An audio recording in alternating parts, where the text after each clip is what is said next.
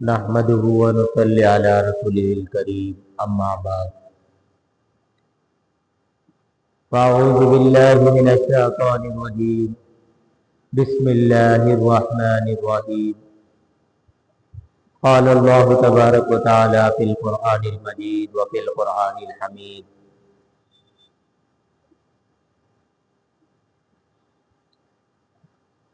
ليحييك من هلك عن بينة ويحيى من حي عن بينة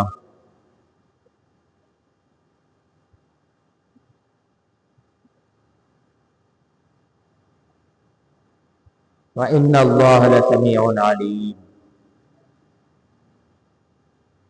صدق الله العظيم وصدق رسول النبي الكريم ونحن على ذلك لمن الشاهدين والشاكرين والحمد لله رب العالمین۔ میرے محترم بھائی بزرگوں دوستو، اللہ تبارک و تعالیٰ کا کروڑ شکر ہے، اس رب اکبر نے ہم تمام کو ایمان کی دولت سے مالا مال فرمایا۔ دوستو، یہ ایمان کی دولت بہت بڑی دولت،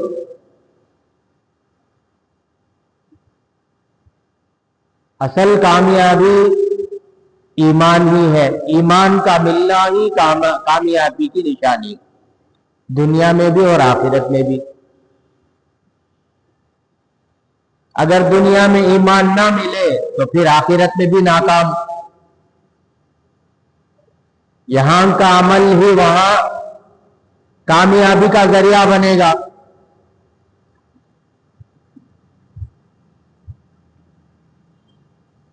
دوستو، اس لیے اللہ تبارک و تعالی نے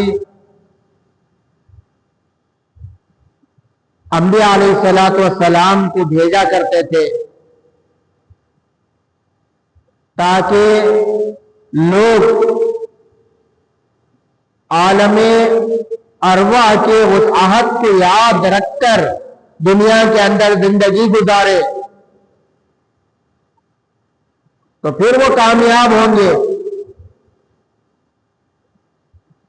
دوستو، ایمان کو بنانا اور ایمان کو بچانا بہت ضروری ہے۔ ہمیں ایمان کو بنانا بھی ہے، ایمان کو بنانے کی مجلسوں میں ہمیں شرکت بھی کرنا ہے،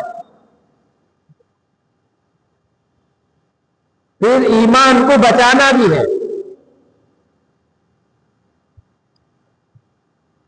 ایمان کو بچانے کی اگر فکر نہ ہوگی تو دوستو بہت ہی نقصان ہے۔ ہمیں ایمان کو بچانے کی فکر بھی کرنا ہے اور اللہ سے دعائیں بھی مانگنا ہے۔ اللہ تبارک و تعالیٰ نے اسی کے لیے قرآن پاک میں کہا کہ تم دعا مانگتے رہو، ربنا لا تزغ قلوبنا بعد اذ ہدیتنا وہب لنا من لدنک رحمہ انک انت الوہاب۔ یہ دعاؤں کی ترغیب اللہ نے دی ہے کہ مانگو تم اللہ سے ہدایت کی دعا۔ تمہارے اپنے ایمان کو بچانے کے لیے تم محنت کرو، فکر کرو، کوشش کرو۔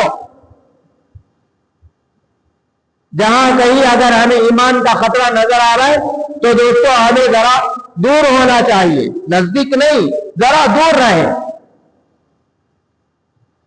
اب دوستو، گزشتہ جمعہ بھی کچھ باتیں آخر میں میں نے آپ لوگوں کے سامنے جو ہے سنائی تھی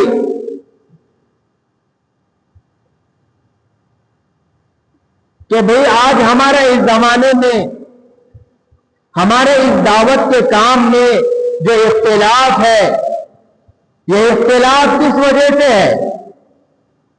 یہ اختلاف کس وجہ سے ہے؟ میں نے آخر میں کچھ باتیں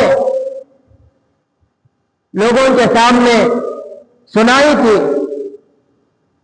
لیکن پھر خیال ہوا کہ چلو لوگوں کو ایک مستقل پورا خاکہ سمجھ میں آ جائے۔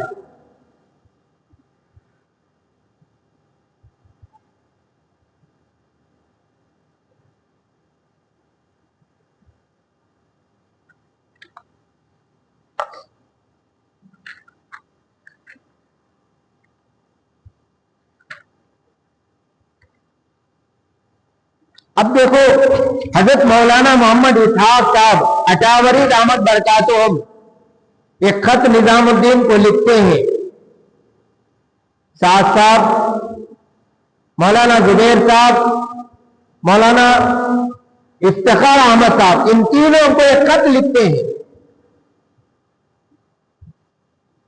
اور حضرت مولانا یوسف صاحب نور اللہ مرقدہ ان کی بات یاد دلاتے ہیں، یہ کام کو کوئی نقصان نہیں ہے، یہ کام کو کوئی نقصان پہنچا ہی نہیں سکتا۔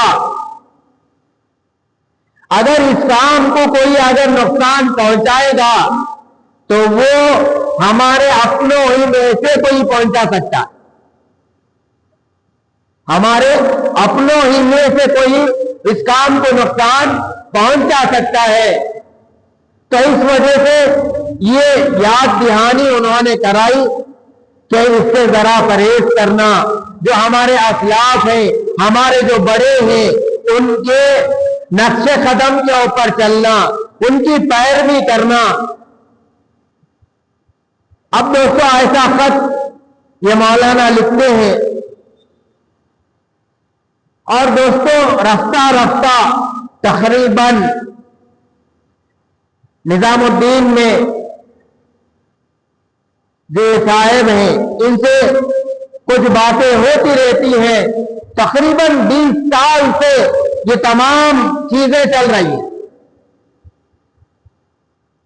20 سال تقریباً تو یہ تمام چیزیں ہوتی رہی۔ ہمارے اکابرین انہیں سمجھاتے رہے، ہمارے جو بڑے ہیں وہ بڑے ان کو سمجھاتے رہے، کبھی تنہائی میں بلا کر کہتے کہ دیکھو تم نے یہ بات کہہ دی، یہ بات نہیں کہنی تھی، تو وہ سمجھاتے رہے لیکن یہ ہٹ ڈرمی کرتے رہے۔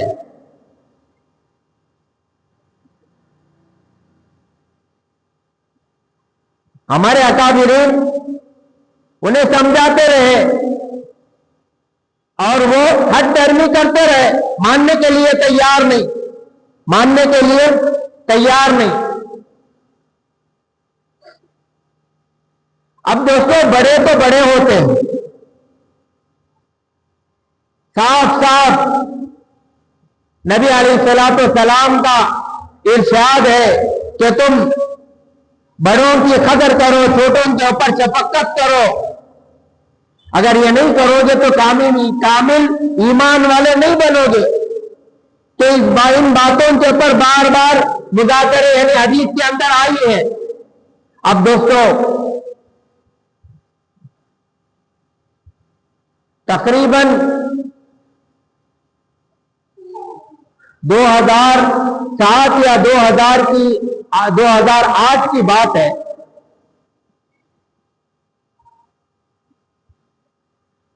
نظام الدین کو میں خود میں جو آپ لوگوں کے سامنے بیٹھ کر یہ بات سنا رہا ہوں، میں خود نظام الدین وہاں گیا تھا۔ پرانوں کا جوڑ تھا کرناٹک والوں کا، کرناٹک والوں کے جوڑ میں بھی وہاں گیا تھا۔ اب مجالس ہوتے رہے، ہمارے اکابرین الگ الگ مجلسوں میں آتے رہے۔ پہلے دن کی بات ہے، پہلے دن کی مجلس، ظہر کے بعد سے مجلس شروع ہوئی، ظہر کے بعد یاد نہیں ہے بات تھی، پھر عصر کے بعد ہمارے حاجی صاحب فاروق صاحب کی بات تھی۔ میں اس مجلس میں سامنے بیٹھا ہوا تھا، اثر کے بعد فاروق صاحب کی بات تھی. اب پھر بات اثر کے بعد ہو گئی الحمدللہ.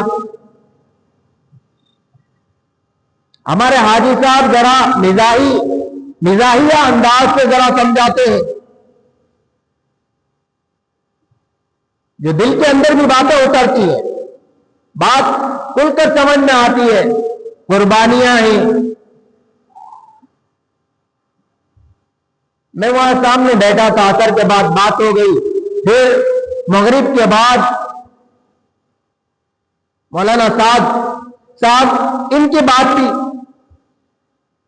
وہ آئے اور آنے کے بعد نہ حمد و صلات، نہ اللہ کی تعریف اور نہ کوئی جملہ نہیں، کوئی جملہ نہیں. یہی جملہ تھا. وہ کہہ رہے تھے ابھی جو عصر کے یعنی مغرب سے پہلے جو یہاں بات کر رہے تھے، ہاں، تو میرے دل نے چاہا کہ میں ان کو گریبان میں ہاتھ ڈال کر گھسیٹتے ہوئے لے کر جاؤں اور نظام الدین کے باہر ڈھکیل دوں. نظام الدین کے باہر ڈھکیل دوں. یہ جگہ رونے کی ہے، ہاں، یہ ٹھپلی بجانے کی نہیں ہے. اس سے بہتر تھا کہ ٹھپلی بجاتے، ڈھول مارتے. یہی جملے ان کے اس وقت میں ہوئے تھے. اب دوستو یہ کون سا طریقہ ہے؟ اسی وقت سے پہلی نظر، پہلی ملاقات میری تھی. پہلی مرتبہ میں ان کو دیکھ رہا تھا. پہلی مجلس میں ان کی مجلس میں بیان میں سن رہا تھا اور پہلے جملے یہی تھے میں نے جو دیکھے. اور دوستو یہ اخلاق کے بالکل خلاف. یہی حاجی صاحب ان کو انگلی پکڑ کر چلائے ہیں، انہیں پھرائے ہیں، انہیں کھلائے ہیں. ہاں، باپ کی شفقت انہوں نے ان کو دی ہے. بیجاپور کے مولانا ابو بکر صاحب ان کے استاد ہیں. ہاں، ان کی نگاہ میں کوئی عزت نہیں، ان کی نگاہ میں کوئی عزت نہیں. میں نے دیکھا ہے. اب دوستو دیکھو یہ تمام چیزیں ہوتی رہی تو اس کے بعد جنوبی افریقہ اور انگلینڈ والے کیا کیا؟ جب ان کے بیانات قرآن اور حدیث سے ہٹ کر، اجماع امت سے ہٹ کر، سیرت صحابہ سے ہٹ کر، اہل سنت والجماعت سے ہٹ کر جب ان کی باتیں ہونے لگی تو پھر جنوبی افریقہ والے، انگلینڈ والے، وہاں کے علماء کرام نے یہاں والوں کو متوجہ کیا کہ بولو کہ یہ کیا ہو رہا ہے.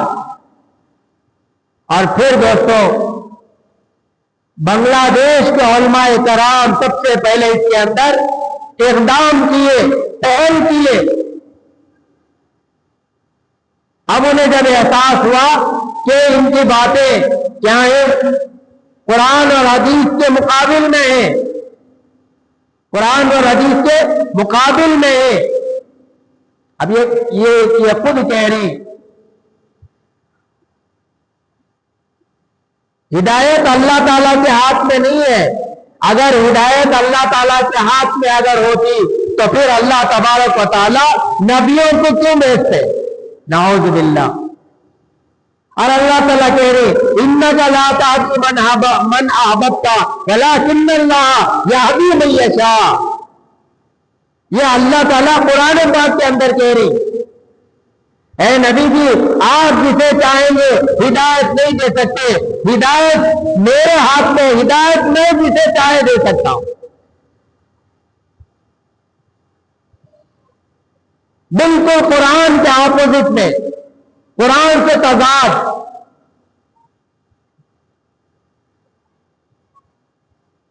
دوستو اب بنگلہ دیش والوں نے، بنگلہ دیش کے علماء نے فکر مند ہوئے اور انہوں نے جو ہے حکومت سے رجوع کیا اور اس کے بعد انہوں نے کہا کہ ٹونگی کے اجتماع میں ان کو آنے نہ دیا جائے،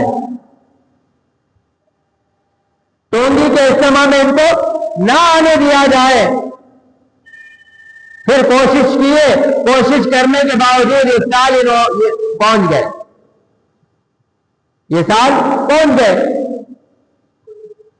پھر دوسرے سال آئے تو کثیر تعداد میں علماء کرام نے جو ہے حکومت سے رجوع کیا کہ اس مرتبہ یا اجتماع میں ان کو بالکل نہ آنے دیا جائے۔ تو پھر ایک مسجد میں انہیں محصور کر دیا گیا، وہاں روک لیا گیا، اجتماع تک پہنچنے نہیں دیے۔ پھر بڑا ایک بنگلہ دیش کے اندر بہت ہی بڑا فتنہ رونما ہوا جو پوری دنیا جانی۔ پوروں نے کہا کہ دیکھو جماعت والے لڑ رہے ہیں۔ دوستو یہ جماعت والے نہیں لڑ رہے تھے، بلکہ یہ فتنے کو علماء کرام دبا رہے تھے۔ یہ علماء کی ذمہ داری ہے، جو بھی حق وہ عالم ہوگا وہ اپنا منہ کھول کر ان فتنوں کے متعلق کیا کرے گا، بتائے گا۔ اب دوستو میں نے جو آیت پڑھی ہے، اب ہمارے دل و دماغ کے اندر یہ خیالات آتے ہیں کہ بھئی اتنا سب کچھ ہونے کے باوجود یہ کیوں ہوتا ہے؟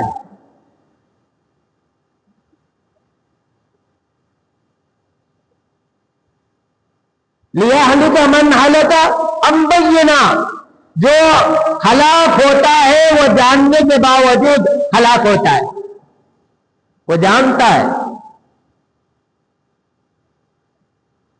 وَحَيَّ مَنْ حَيَّ عَنْ بَيِّنَةٍ، جو ہدایت والا ہے وہ بھی کیا ہوتا ہے، جہاں کھلی نشانیوں سے ہدایت پاتا ہے۔ اللہ تبارک و تعالیٰ جاننے والے سننے والے ہیں۔ اب دوستو یہ آیت شریفہ پارہ نمبر 10 میں سورۃ الانفال کی وَعَلَمُ جو سورہ یعنی 10واں پارہ شروع ہوتا ہے، دوسری آیت ہے۔ یہ دوسری آیت میں اللہ تبارک و تعالیٰ قیامت تک آنے والے انسانوں کے لیے کہہ رہی کہ جو گمراہ ہوں گے وہ جاننے کے باوجود، کھلی نشانیوں کے باوجود وہ کیا ہوں گے، وہ گمراہ ہوں گے۔ ہم خیال کر لیتے ہیں یہ کیسا گمراہ ہو گئے، یہ کیسے گمراہ ہو گئے۔ اب دوستو مجھے بھی گزشتہ جمعہ سے جو ہے یہ بے قراری ہو رہی تھی۔ ہر ایک کو رہبری کی ضرورت ہوتی ہے، ہر ایک کو رہبری کی ضرورت ہوتی ہے۔ میرے دل و دماغ کے اندر بھی یہ باتیں آئیں کہ بھئی یہ کیا ہو رہا ہے، یہ کیوں گمراہ ہو جاتے، یہ لوگ کیوں گمراہ ہو جاتے۔ کھلی نشانیاں ہیں، کھلی نشانیوں کے باوجود یہ لوگ کیسے گمراہ ہو جاتے۔ دوستو اب محرم کا مہینہ بھی گزرا، تو قرآن اور حدیث کے اندر کیا حکم ہے، قرآن اور حدیث کے اندر کیا حکم ہے کہ بھئی عاشورے کے دن روزہ رکھو، صدقہ و خیرات کرو، قرآن کی تلاوت کرو، ذکر و اذکار کرو، اور حضرت امام حسین کے لیے عیسیٰ ثواب کرو، صحابہ کے لیے، ساری امت کے مرحومین کے لیے اس دن خوب کیا کرو، عیسیٰ ثواب کرو۔ دوستو یہی حکم قرآن اور حدیث سے ہمیں ملتا ہے، لیکن کھلی نشانیاں ہیں قرآن میں بھی اور حدیث میں بھی۔ میوزک بجانا، ڈھول بجانا، یہ تمام چیزیں حرام ہیں شریعت کے اندر۔ کھلی نشانیاں ہونے کے باوجود یہ لوگ گمراہی کا کام کرتے، وہ بھی جانتی کیا کرتی، وہ بھی لوگ جانتی کہ بھئی یہ جو کر رہی ہمیں یہ غلط ہے، غلط جاننے کے باوجود وہ کیا ہے، گمراہی کے اوپر ہے۔ بہت سارے لوگ گمراہی کو جاننے کے باوجود، ہمارے بڑے آدمی موٹا جملہ بولتے، جان بوجھ کو جہنم میں جا رہا نہ رہے، کیا بولتے، جان بوجھ کو جہنم میں جا رہا نہ کو، سب معلوم ہے، لیکن جان بوجھ کو کیا کر رہے، حد درمی، ضدہ ضدی، حسد، تکبر، اناد، دوستو یہ تمام چیزیں جب انسان کے اندر آتی ہیں تو وہ کھلی نشانیوں کے باوجود بھی حق کے نہیں مانتے.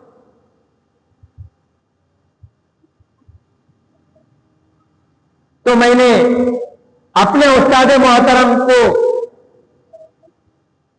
ان سے پوچھا، حضرت یہ کیا ہے، یہ لوگ گمراہ کیوں ہو جاتے ہیں، گمراہی کا ساتھ کیوں دیتے ہیں، گمراہ کیوں ہو جاتی، گمراہی کا ساتھ کیوں دیتے ہیں؟ تو حضرت نے یہ آیت، یہی آیت مجھے بتائی، لیہلک من ہلک عن بینۃ ویحیی من حی عن بینہ. حضرت نے کہا کہ کھلی دلیلیں ہیں، اس کے باوجود بھی وہ لوگ کیا ہو رہے، گمراہی کی طرف جا رہے. جان بوجھ کو یہ غزوہ کیا ہے، بدر کا واقعہ اس وقت کی آیتیں ہیں. اللہ تبارک و تعالیٰ نے کیا کیا، غزوہ بدر میں اللہ نے ایسا موقع لے کر آیا جو بدر اسلام کی عظیم الشان، اسلام کی پہلی جنگ ہے. تو اس جنگ میں اللہ تعالیٰ نے صحابہ کو کفار کے مجمع کو کم دکھایا، اور پھر اللہ نے کافروں کو مسلمانوں کے مجمع کو بھی کم دکھایا. اللہ تبارک و تعالیٰ چاہتے تھے، اللہ تبارک و تعالیٰ چاہتے تھے کہ یہ جنگ ہو کر رہے، یہ جنگ ہو کر رہے. یہ حق اور باطل کی پہلی جنگ تھی، اس میں عالیشان زبردست فتح مسلمانوں کو اللہ تبارک و تعالیٰ نے نصیب فرمائی تھی. حق کو کیا کرنا تھا، فتح کرنا تھا، غالب کرنا تھا، اور باطل کو مغلوب کرنا تھا، جس کی وجہ سے اللہ تبارک و تعالیٰ نے یہاں جنگ کرائی. تو اس جنگ کی یہ کیا ہے، آیت ہے. اللہ تعالیٰ یہی کہہ رہے،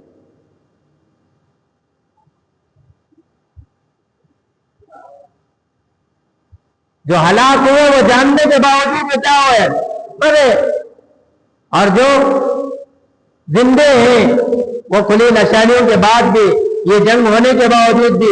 اب اللہ تعالیٰ یہی چاہتے تھے، اللہ تبارک و تعالیٰ یہی چاہتے تھے. اب حضرت نے یہ آیت مثال دے کر جو ہے مجھے سمجھایا کہ یہی دنیا کا دستور ہے، اللہ نے ایسا ہی دنیا کو بنایا ہے. اب دوستو کتنے فتنے آ گئے، فتنوں میں کتنے فتنے آئے. غلام احمد قادیانی کا فتنہ آیا، اس کے بھی ہزاروں لوگ مریدین ہیں. پھر اس کے بعد شکیل بن حنیف کا فتنہ، رشاد گوہر کا فتنہ. شکیل بن حنیف یہ بھی چاہے جماعت کے ساتھی ہیں، جماعت کے ساتھی ہیں. چلہ تین چلے وقت لگائے، خوب قربانی دیے، خوب قربانی دیے. اب اتنا سب کچھ ہونے کے باوجود جان بوجھ کر کیا کرے، وہ مہدی کا دعویٰ کیے. اب کیا سننے میں آ رہا ہے، تقریباً لاکھوں کا مجمع ان کے ساتھ میں، ان کے ماننے والے. پوری نشانیاں معلوم، پورے نشانیاں معلوم ہے کہ مہدی علیہ السلام کہاں پیدا ہوں گے، مدینے میں. ان کے باپ کا نام بھی ہمارے نبی کے باپ کے نام عبداللہ، ان کے باپ کا نام بھی عبداللہ ہوگا. وہ وہاں مقام مقدسہ میں پیدا ہوں گے، وہاں پیدا ہوں گے. یہ ساری نشانیاں معلوم. اب یہ یہاں بیٹھ کر دعویٰ کر رہے کہ میں مہدی ہوں. اب ان کے ماننے والے بھی کھیلے ان کے پیچھے. لیہلک من ہلک عن بینہ، جان میں کھلی نشانیاں ہیں، اس کے باوجود بھی یہ ہلاک ہو رہی.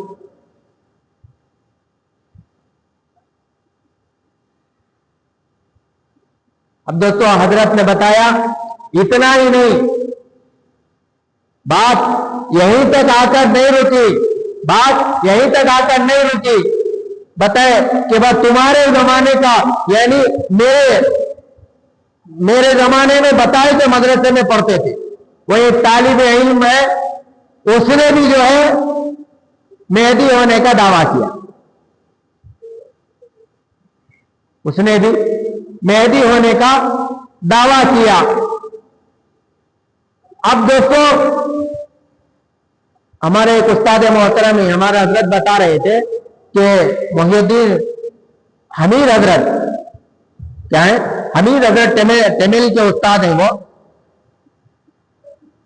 تمل اور ملیالی دونوں کو، کیرلا والوں کو دونوں کو پڑھاتے ہیں۔ اب وہ پرانے استادوں میں وہ ایک تھے، باقی پورے ہمارے مدرسے میں استاد پرانے اساتذہ پورے بدل گئے۔ وہ اسے بلا کر پوچھے کیا وہ قصہ، ہاں تو وہ جواب دیتا ہے، کہتے اگر اللہ کے لیے کیا مشکل ہے حضرت، اگر اللہ چاہے تو ہو جاتا ہے حضرت۔ مئیچ مہدی سند یافتہ عالم، سند یافتہ عالم، وہ کہہ رہے کہ میں مہدی ہوں۔ حضرت نے یہ بات بھی بتائی کہ کیرلا کے اندر وہ بھی بتا رہے تھے کہ وہ بھی سند یافتہ عالم ہوگا۔ ہمارے حمید حضرت جو ہے وہ سال کے آخری جلسے میں وہ بیان میں سنا رہے تھے، کیرلا میں وہ بھی سند یافتہ عالم ہوگا۔ اس نے کہا میں خدا ہوں۔ کیا دعویٰ کر رہا ہے؟ میں خدا ہوں۔ تو حضرت نے کہا اس کے ماننے والے بھی مجھے کیا ہے، اس کے بھی ماننے والے ہیں۔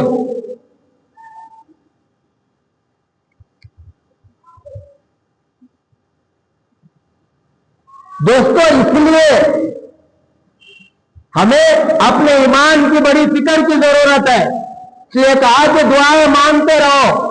ابھی میں نے شروع میں کہا ربنا ہب لنا لا تزغ قلوبنا بعد اذ ہدیتنا وہب لنا من لدنک رحمہ انک انت الوہاب، کہ ان دعاؤں کو مانگتے رہے اللہ سے ہدایت کی۔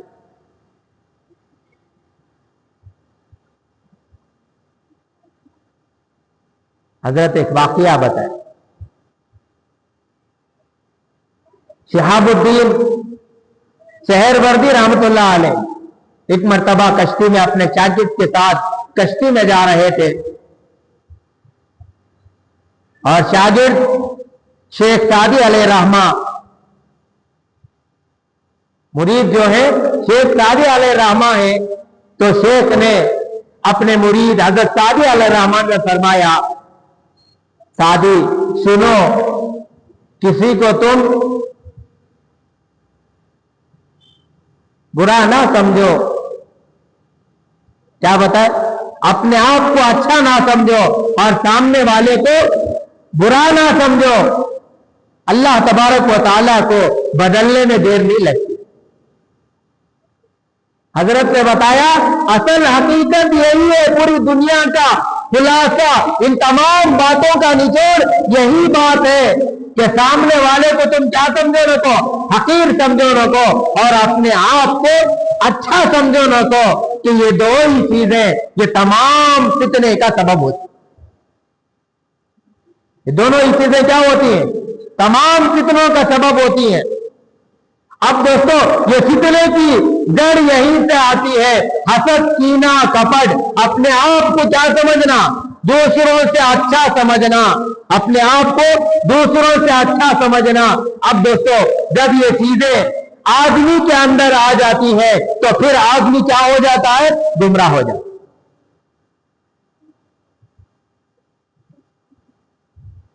اب پھر بنگلہ دیش والوں نے سب سے پہلے دیوبند سے فتویٰ نہیں آیا،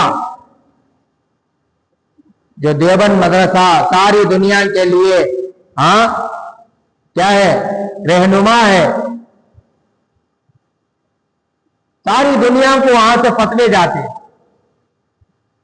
تو بنگلہ دیش والوں نے فتویٰ طلب کیا کہ دیکھو ان کے یہ باتیں ہیں، انہیں اپنے بیانات میں یہ باتیں یہ سناتے ہیں، تو اس کے مطابق تم کیا کہتے ہو؟ تو دیوبند کو فتویٰ دینا پڑا کہ یہ گمراہ ہو چکے ہیں، ان کے اتباع نہ کی جائے۔ اب دیوبند والوں نے فتوا دیا اور ان کا کام ہے، آج ان کے کچھ ماننے والے چھولے مریدین کہتے ہیں کہ دیوبند کے فتوے سے ایسا ہوا نہیں، پہلے بنگلہ دیش کے علماء نے اس کے متعلق قدم آگے بڑھایا۔ ساری دنیا کے علماء کو یہی کرنا چاہیے، وہی نہیں، ساری دنیا کے علماء کرام کو یہی کرنا چاہیے۔ جو پہل بنگلہ دیش کے علماء نے کی ہے، ہمیشہ باطل کے خلاف میں آواز لگانی چاہیے۔ اب دوستو بہت ساری باتیں ہیں، اب یہ بتانے کا مقصد یہ ہے آپ لوگوں کے سامنے، میں نے گزشتہ جمعہ آپ لوگوں سے کہا تھا کہ بھئی آپ کے دل و دماغ ان باتوں سے مطمئن ہو جائے، کوئی فتنہ ہمارے اپنے محلے میں، ہمارے اپنے علاقے میں داخل نہ ہو، اس وجہ سے میں آپ لوگوں کے سامنے یہ باتیں سنا رہا ہوں، ورنہ بات کا پتنگر بن جاتا ہے۔ کہتی کہ بھئی ایک جماعت آئی تھی تبلیغ والوں کی، تبلیغ والوں نے ان کو نکال دیا۔ اب عام لوگ جب یہ جملہ سنیں گے، ان کے کانوں میں جب یہ آواز جائے گی تو کتنا برا نظر آئے گا، ارے اب جماعت والے لے لے رہی۔ کہا کہ بھائی جماعت والے جو حق کے لیے محنت کرنے والے وہ نہیں لڑ رہی، لیکن یہ فتنہ کہیں قادیانی، شکیل بن حنیف، رشاد گوہر کے جیسا یہ بھی فتنہ ہے، لیکن علماء بتانے کے لیے تیار نہیں ہے۔ سب کی آواز اٹھنی چاہیے، سب ایک آواز ہو کر بولنا چاہیے۔ ہاں وہ عالم کے فتوے لے لیے اور مفتی کے فتوے لے لیے، لیکن گمراہی کا ساتھ دے رہی۔ ہمارے حضرت نے کہا یہ ساری چیزیں حسد کے وجہ سے، کبر کے وجہ سے اور کینہ کپٹ کے وجہ سے یہ تمام چیزیں وجود کے اندر آتی۔ آدمی حق کو حق جانتا ہے لیکن مانتا نہیں ہے، کس وجہ سے؟ حسد کے وجہ سے، جلن کے وجہ سے، کینہ کپٹ کے وجہ سے، بڑائی کے وجہ سے۔ میں اچھا ہوں، سامنے والا اچھا نہیں ہے، تو اس وجہ سے وہ ماننے کے لیے تیار نہیں ہے۔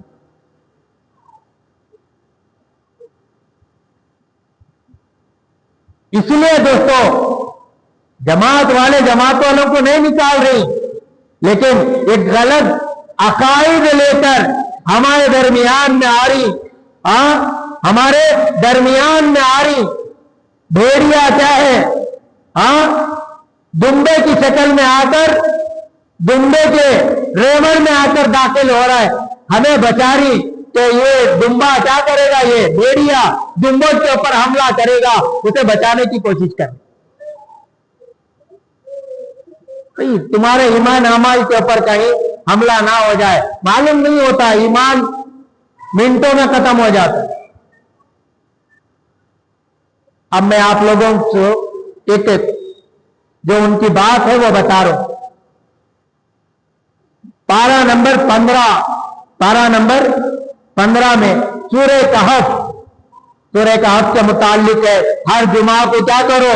سورہ کہف کی تلاوت کرو۔ ہر جمعہ کو سورہ کہف کی تلاوت کرنا، ایک جمعہ سے لے کر دوسرے جمعہ تک کے لیے اللہ تبارک و تعالی اپنی حفظ و امان میں رکھیں گے۔ تمام چیزوں سے اللہ تبارک و تعالی ان کی حفاظت فرمائیں گے۔ سارے گناہ ایک جمعہ سے لے کر دوسرے جمعہ تک کے گناہ معاف ہو جائیں گے۔ ایسی بہت ساری فضائل ہیں، وہ سورہ کہف ہے۔ یہ بھی حدیث پاک کے اندر ہے، جو جمعہ کے دن سورہ کہف پڑھے گا اللہ تبارک و تعالی اسے دجال کے فتنے سے حفاظت فرمائے گا۔ حدیث پاک کے اندر یہ بھی فرمایا گیا۔ اب دوستو سورہ کہف یہ ایک واقعہ ہے نوجوانوں کا جو اپنے ایمان کو بچانے کے لیے غار میں، کہف یعنی غار میں جا کر کیا ہو جاتے ہیں؟ چھپ جاتے ہیں۔ تقریباً 309 سال کم و بیش کیا ہوتے ہیں؟ غار میں گئے اور غار میں جانے کے بعد تھکے ہارے ہوئے تھے، اپنے ایمان کو بچانے کے لیے وہ کہاں گئے؟ غار میں چلے گئے، اور غار میں جا کر وہ کیا ہو گئے؟ اب ان کے ساتھ میں ایک کتا تھا، ان کے ساتھ میں کیا تھا؟ کتا تھا۔ اب وہ جا کر کیا ہو گئے؟ سو گئے۔ پورا واقعہ سورہ کہف میں اللہ تبارک و تعالیٰ خود بیان فرما دیے۔ اب دوستوں وہ سو کر اٹھے، آپس میں ایک دوسرے سے بات کرنے لگے، کیا بھی کتنا سوئے رہیں گا؟ تو آپس میں بات کر رہی، کتنا سوئے رہیں گا؟ تو انہوں بولتی آدھا دن یا ایک دن قریب ایسا کم ہو پیش سوئے رہیں گا۔ اللہ تعالیٰ پوچھ رہی تمہیں معلوم ہے وہ کتنا سوئے؟ 309 سال تک سوتے رہے۔ اب انہیں 309 سال تک اللہ تبارک و تعالیٰ نے سلائے۔ اللہ اکبر کبیرہ، یہ اللہ کی قدرت ہے۔ اللہ ہم تمام کو بتانا چاہ رہی کہ میں بڑی قدرتوں کا مالک ہوں۔ ہاں، میں بڑی قدرتوں کا مالک ہوں۔ یہاں دنیا میں بھی پیدا فرمایا ہے، پھر قبر میں بھی میں تمہیں کیا کروں گا؟ زندہ کروں گا، اٹھاؤں گا۔ ہمیں یقین نہیں آتا، موت بھی آئے گی، پھر قبر میں زندہ ہو جائیں گے، پھر دوبارہ آخرت کی زندگی ہے۔ تو دوستو 309 سال تک سوتے رہے، پھر ایک دوسرے کو بات کرے کہ بھئی بھوک لگ رہی ہے، کیا کرنا؟ کیا کرے؟ بھوک لگ رہی ہے، کیا کرنا؟ اب ہلو جانا پڑتا ہے، کیا کرنا؟ جانا پڑتا بازار کو، اور بازار کو جا کر کہتے بھی لے لیتا لو، اور پیسے جو کہتا ہے ان کی دیو بھائی، کیا کرے؟ پیسے لیے اور لے کر ایک آدمی کو بھیجے، انہوں چھپلے کو کیا کرے؟ ہلو گئے، اور جا کر گئے تو سمجھ میں نہیں آ رہا ہے، پورا شہر کا نقشہ بدلا ہوا ہے، کیا بھی سمجھ میں نہیں آ رہا ان کو بھی، اب کیا لینا دینا؟ وہ اتنا زیادہ انہیں سمجھ میں نہیں آیا، پورا شہر بدلا ہوا تھا۔ ہلو گئے اور جا کر نان بھائی کی دکان میں، روٹی والے کی دکان میں جا کر پیسے دیکھو بھئی روٹی دے۔ جب اس نے وہ پیسے دیکھے تو اس نے ٹھپ تک بول کو پکڑا، اور اس وقت کی حکومت جو ہے، حکومت کو انہوں نے کیا کر لیا؟ متوجہ کر لیا کہ یہ انہیں کوسا کی خزانہ ملے، انہیں ایک آنا دو آنے، ابھی اس سے پہلے کے پیسے ہمارے کیا ہیں؟ ورجنل کیا تھے؟ پہلے دینار درہم سونے چاندی کے پیسے، اور اس میں جتنا پرانا اس کی قیمت، تو آپ سمجھے کہ یہ کہاں کی خزانہ لگے۔ کتنے سال پرانے پیسے وہ؟ کتنے سال پرانے پیسے وہ؟ 309 سال پرانے پیسے۔ 309 سال پورا ماحول ہی بدل گئے، انہیں معلوم ہی نہیں، زمانے تبدیل ہو گئے، 3 صدیاں بیت چکی ہیں، انہیں معلوم بھی نہیں تھا۔ تو اب وہ زمانے کے پیسے کا خزانہ نہیں، اب کہیں کہ خزانہ ملے پکڑ لے۔ انہوں بولے بھئی کوسا خزانہ بھی نہیں، کیا بھی نہیں، ہمیں ایسا بادشاہ کے خوف سے ڈر کر اپنے ایمان کو بچانے کے لیے ہم غار کے اندر چلے گئے تاکہ ایمان کو بچائے، یا آدھا ایک دن سو کر اٹھ کو آئے بس۔ تو اس کے بعد معلوم ہوا 309 سال ان نوجوانوں کے اوپر گزر چکے تھے۔ تو اب اللہ تبارک و تعالیٰ نے ان نوجوانوں کو دکھا کر، اپنی قدرت کو دکھا کر، اللہ تعالیٰ نے ہدایت کی شمع کو روشن فرمایا۔ سمجھ میں آ رہا ہے؟ ان کو دیکھ کر لوگ ایمان کے اندر جاتے، پھر وہ وہاں گئے اور جا کر سوئے تو الحمدللہ اللہ تبارک و تعالیٰ نے ایسے ہی لے لیا۔ ان کے ساتھ کیا تھا؟ کتا تھا، ان کے ساتھ کیا تھا؟ ایک کتا تھا۔ قرآن اب بہت سارے لوگ کہتی 6 اور ان کے ساتھ ایک کتا، 7 ان کے ساتھ ایک کتا، انہوں 7 تھے ان کے ساتھ کتا ایک، 8 بہرحال اللہ تعالیٰ کہہ رہے ہاں یہ اللہ ہی جانتے ہیں وہ کتنے تھے، لیکن ان کے ساتھ کیا تھا؟ کتا تھا۔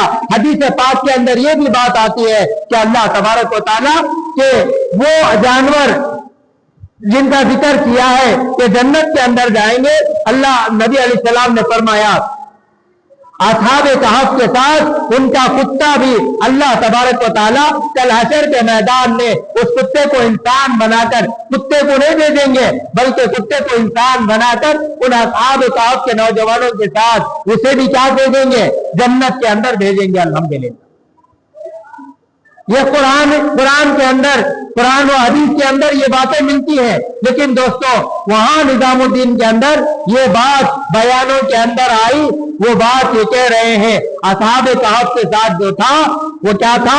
شیر تھا، شیر۔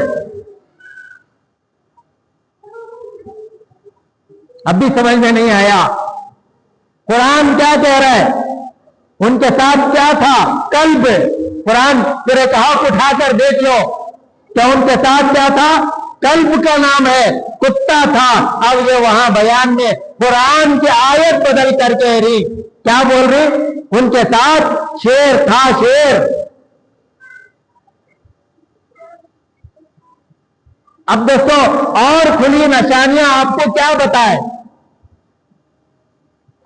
اب دیکھو میں آپ کو ایک نشانی اور بتا رہی ہوں۔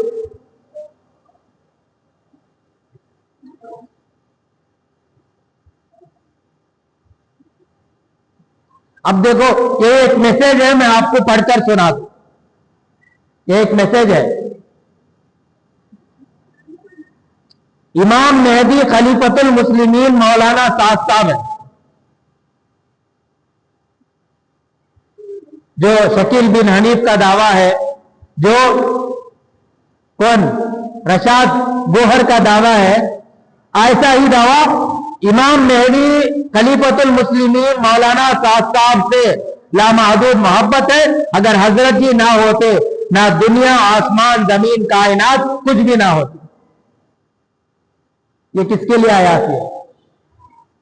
اللہ کے نبی علیہ السلام حدیث پاک کے اندر ہے، ہاں اللہ کہہ رہی اگر میرے نبی نہ ہوتے نہ میں آسمان پیدا کرتا نہ زمین پیدا کرتا، کوئی چیز وجود کے اندر نہیں آتی، اے نبی جی آپ کے صدقے تو پھر سے میں نے دنیا کو وجود کے اندر لایا۔ اب یہ بات ان کے مریدین کیا بول رہے؟ اگر انہوں نہیں ہوتے، بعد آخر میں ایک جملہ لکھ رہے آخری زمانے کے امام مہدی حضرت جی ہی ہیں، جس میں کوئی شک نہیں، اس میں کوئی شک نہیں۔ اور دوستو انٹرنیٹ کے اوپر تو بہت سارے لوگ یہ چیزوں کو عام کر رہی۔ ایک آدمی کہہ رہا ہے بھائی تمہیں جو بھی اشکال ہے وہ آؤ نظام الدین کو یہاں آ کر ہمارا حضرت جی کے سامنے اشکال کو رکھو، اگر نظام الدین نہیں آؤ گے تو تم کافروں کے یعنی مکے کے کافروں سے بھی زیادہ بدتر ہو، مکے کے کافروں سے بھی زیادہ تم کیا ہو؟ بدتر ہو۔ ایسے غلط بیانی جملہ بازی آج لوگ کر رہے ہیں کہ دوستو اس لیے آپ سے گزارش ہے کہ آپ لوگ دعوت کے کام سے ہر ایک کو محبت ہے ہی، کیونکہ یہ زندگیاں بدلنے کا کام ہے۔ اللہ نے اس صدی میں اس زمانے میں یہ کام تو ہمارے لیے ہدایت کا ذریعہ بنا کر اللہ نے دیا ہے، یہ کام سے ہماری خود کی زندگیاں بدلی ہوئی ہے دوستو۔ اس لیے یہ کام سے ہمیں کوئی دوری پیدا کرنا نہیں ہے، اس کام سے ہمیں دور ہونا نہیں ہے، بلکہ ہمیں کیا کرنا ہے اور مضبوطی سے کام کرنا ہے، لیکن یہ غلط عقائد کو ہمارے دل و دماغ سے ہمیں نکالنا، ہمارے دل و دماغ سے ہمیں نکالنا ہے۔ حضرت جو فضائل اعمال کتاب لکھتے ہیں شیخ زکریا صاحب رحمۃ اللہ علیہ، اس کے اندر ایک مثال دیں کہ کپڑے میں اگر بو پڑ جائے تو آدمی کپڑا پہننا نہیں چھوڑتا بلکہ پاک کر کے پہنتا ہے، کہ دوستو اسی طریقے سے آج ہمیں کام کرنا چھوڑنا نہیں ہے بلکہ اسے صاف کرتے ہوئے کام کو کرنا. اختلاف کام میں نہیں ہے, اختلاف کام میں نہیں ہے, یہ کام کا اختلاف نہیں ہے بلکہ یہ ایمان اور عقائد کے حفاظت کے لیے یہ کیا ہے, جدوجہد, یہ کوشش ہے کہ بھئی ان باطل عقائد والوں سے بچے, ہمیں بھی بچنا اور امت کو بھی بچانا ہے. اب یہ چیزیں میں نے بتایا یہ کیوں آتی ہے کہ دوستو یہ ضد کے وجہ سے, حسد کے وجہ سے, اپنے آپ کو اچھا سمجھ خود پسندی کے وجہ سے, یہ تمام فتنے اسی وجہ سے پیدا ہوتے ہیں.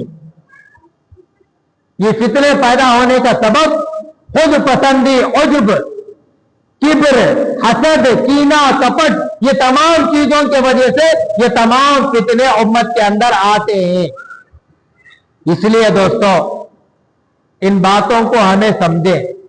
میں ایک جملہ نہیں بلکہ یہ پوری کتاب آپ کو پڑھ کر سنانا چاہتا, لیکن کتنا سنائے تو بھی ہوتا. یہ قرآن کی ایک بات میں نے آپ کو دو باتیں بتائے. ایک تو ہدایت اللہ کے ہاتھ میں نہیں, ہدایت اللہ کے ہاتھ میں اگر ہوتی تو اللہ تعالیٰ نبیوں کو کیوں بھیجتا, بولتا قرآن کے مقابلے میں اِنَّكَ لَا تَهْدِي مَنْ أَحْبَبْتَ وَلَكِنَّ اللَّهَ يَهْدِي مَن يَشَاءُ.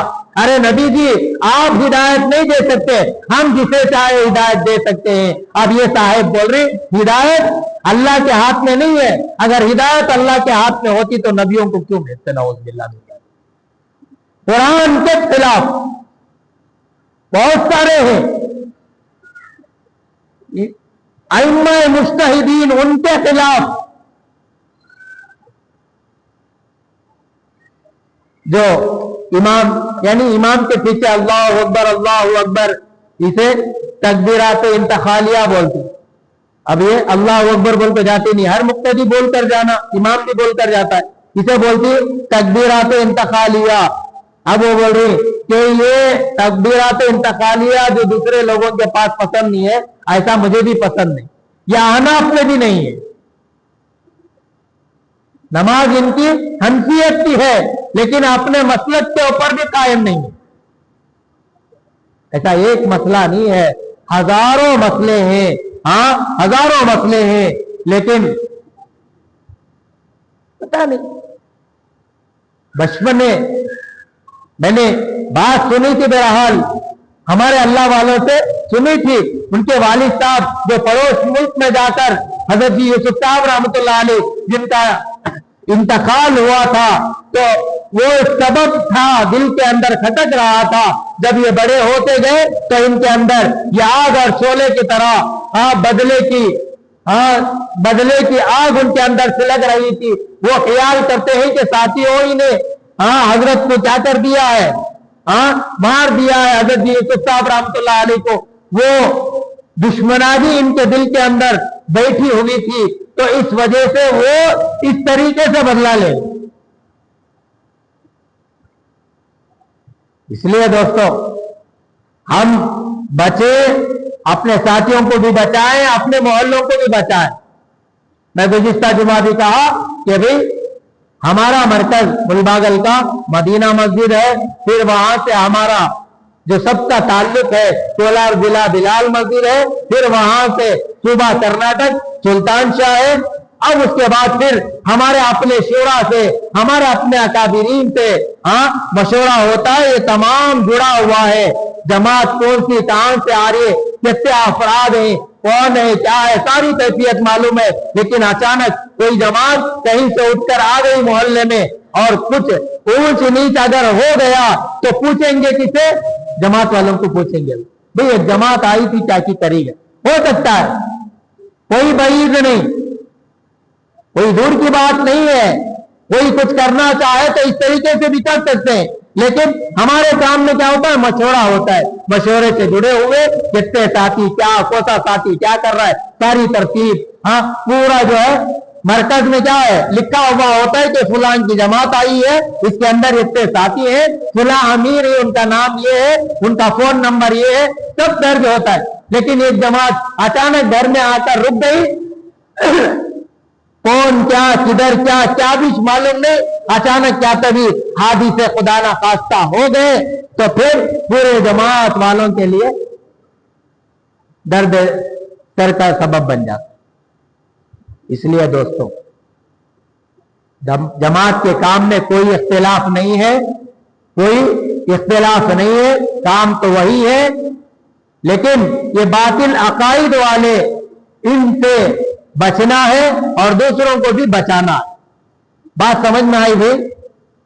اس لیے اگر کوئی یہ باتیں کہیں اگر کہے ہمارے سامنے تو ہم انہیں کھل کر سمجھائیں کہ بھئی یہ دعوت کے کام والوں کی جماعت کی لڑائی نہیں ہے، یہ کوئی عقیدہ ان کا غلط ہے جس کی وجہ سے یہ لوگ کیا کر رہے ہیں، ان سے دور کر رہے ہیں، ان کو دور کر رہے ہیں۔ یہ 2 جمعہ سے یہی باتیں آپ لوگوں کے سامنے دوستوں آئے، اس لیے دوستوں ان باتوں کو خوب سمجھیں۔ ہمارے سامنے اگر ایسے کوئی باتیں آئیں، کوئی صاحب کہے اور ہمارے جان پہچان کے بھی اگر کوئی ہے جو ان جماعتوں کو لا کر رکھنے کی کوششیں کر رہے ہیں تو دوستوں ہم ان کو سمجھائیں، اپنے طریقے سے بھی الحمدللہ سمجھائیں کہ بھئی یہ ایسا مسئلہ نہیں ہے، یہ مسئلہ جو ہے اس طریقے کا ہے، آپ کو سمجھ نہیں ہے ہاں جس کی وجہ سے آپ نے ساتھ دیا، لیکن یہ چیز غلط رخ کے اوپر جا رہی ہے جسے ہم سمجھ نہیں سکے، تو اس طریقے سے دوستوں ان کو سمجھائیں۔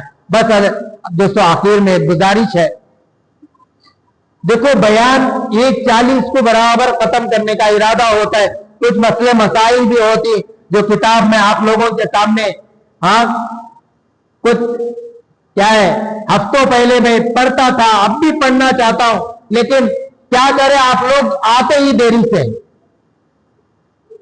1:20 تک قریب مسجد کے اندر مجمع نہیں ہوتا، ضروری باتیں آپ کو سنانے کی رہتی ہے، لیکن آپ لوگ آتے نہیں، جب آتی تو وہ باتیں آپ لوگوں کے سامنے کھل کر سمجھانے کے لیے دل کرتا ہے کہ بھئی سمجھانا ہے، اگر نہیں سمجھائیں گے تو اللہ نے دیکھو ہمارا اسلام کتنا پاکیزہ مذہب ہے، اللہ نے جمعہ میں 1 مرتبہ سارے مسلمانوں کو اللہ کے گھر بلاتے، سارے محلے والے ایک جگہ جمع ہوتے، پھر ان کے سامنے ہاں قرآن اور حدیث کی روشنی میں وہ کیسا زندگی گزاریں، کیا عمل کریں، ہاں تو انہیں کیا ملتا ہے، سبق ملتا ہے۔ اب وہ سبق لینے کے لیے اگر اذان کے بعد فوراً آئے، سنتیں ادا کیے، ذرا اللہ کے سامنے بیٹھ کر دعائیں مانگے، اللہ سے التجا کریں، مسجدوں کو کیا کریں، آباد کریں۔ اب دوستو اب آتی 1:30 کے بعد دے، اب جب آتی آپ کو سنانے کے لیے ذرا وقت لینے کی کوشش کرتی تو وقت لمبا ہو جاتا ہے۔ اب آپ لوگوں کے دل میں کیا بھی حضرت چھوڑتے اتنا لمبا بیان کرتی، کوئی شوق نہیں ہے لمبا بیان کرنے کا۔ آپ اگر گھنٹے کو جلدی آ گئے الحمدللہ، آپ لوگ کہو کہ ہم گھنٹے کو آ جائیں گے، 1:30 کو ختم کر دو، جو باتیں بھی بتا لو، تو الحمدللہ برابر وقت کے اوپر 1:30 کے اوپر انشاءاللہ بیان ختم ہو جائے۔ اب 1:30 کو آتی، ایک 10-15 منٹ تو آپ لوگوں کو سمجھانے کے نکل جاتی، اس میں وقت کیا ہو جاتا، ذرا لمبا ہو جاتا۔ اب آپ لوگ آتی بھی دیری سے، پھر اس کے بعد واچ کی طرف دیکھتے رہتے، کتنا ٹائم ہے حضرت کب بیان ختم کرتے، تو واچ کی طرف دیکھتے رہتے۔ آج یہ شوق ہے ہمارا، ذرا جلدی آ جاؤ، اللہ کے لیے آؤ، بیان کی نیت نہیں تو بھی اللہ کے گھر کو آ جاؤ، یہاں ثواب بھی ہے، ذرا نماز بھی پڑھو، اللہ سے دعائیں بھی مانگو، ہاں تاکہ آخرت کی تیاری بھی ہو جائے۔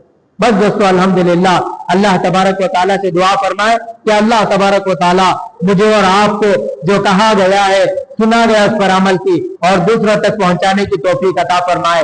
اللہ تبارک و تعالیٰ ہم تمام کو 5 وقتہ نماز خشوع و خضوع کے ساتھ ادا کرنے کی توفیق عطا فرمائے، اور جو بیمار ہے اللہ تبارک و تعالیٰ انہیں شفا عاجلہ کلی عطا فرمائے۔ ایک نام بھی آیا ہے، مرحوم نذیر صاحب کے بیٹے نوشاد بہت بیمار ہیں دوستو، ان کے لیے بھی دعا کرے کہ اللہ تبارک و تعالی شفا عاجلہ کلی عطا فرمائے۔